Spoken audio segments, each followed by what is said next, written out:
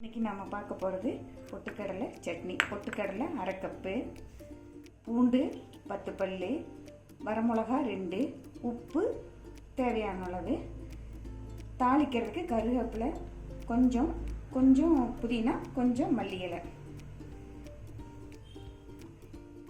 இந்த சட்னி பேஷண்ட்ஸு, நிறைய sugar BP பேஷண்ட்ஸுக்கெல்லாம் தேங்காய் சேர்க்கக்கூடாது. அதனால் வெறும் பொட்டுக்களை வச்சு செய்கிற சட்னி. ஈஸியாக சுலபமாக செஞ்சாலும் எல்லோரும் செய்யக்கூடிய சட்னி. சரி, இப்போ எப்படி செய்யலாங்கிறத பார்க்கலாம். மிக்ஸி ஜாரில் வரமிளகா, உப்பு, பூண்டு பல், நான் நாட்டு பூண்டு எடுத்துக்கிறதுனால சின்ன சின்னதாக இருக்குது, 10 பல் எடுத்துருக்கேன். பெருசாக இருந்தால் கம்மியாக பார்த்து போட்டுக்கங்க. அரை கப் பொட்டுக்கடலையை போட்டு நல்லா அரைச்சிக்கலாம்.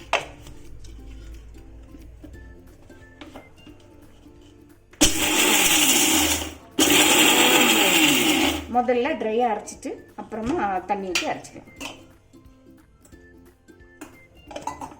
இந்த சட்னி தண்ணி மாதிரி தான்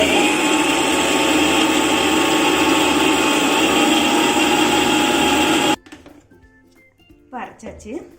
இப்படி நல்லா நைஸாக அரைச்சிக்கணும். இப்போது இதுக்கு தாளிப்பு கொடுத்துடலாம். கடாயை அடுப்பில் வச்சுட்டு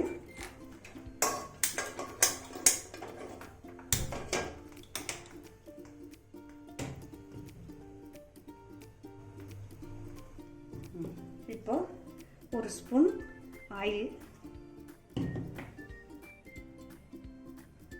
கடுகு தாளிக்கணும்.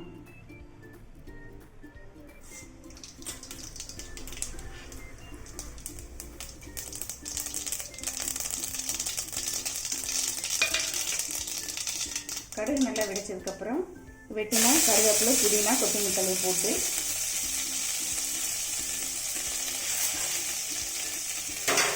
அடுப்பை ஆஃப் பண்ணிடணும். இப்போ அரைச்சி வச்சிருக்கிற சட்னியில் இந்த தாளிப்பை கொட்டி கலக்கணும்.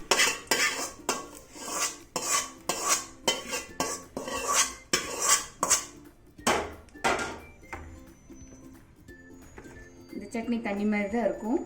இட்லி தோசைக்கு சூப்பராக இருக்கும். செஞ்சு பாருங்கள். உங்களுக்கு பிடிச்சிருந்ததுன்னா சப்ஸ்கிரைப் பண்ணுங்கள், லைக் பண்ணுங்கள், நோட்டிஃபிகேஷன் பெல் பட்டன் அமுத்துங்க, ஷேர் பண்ணுங்கள். தேங்க்யூ.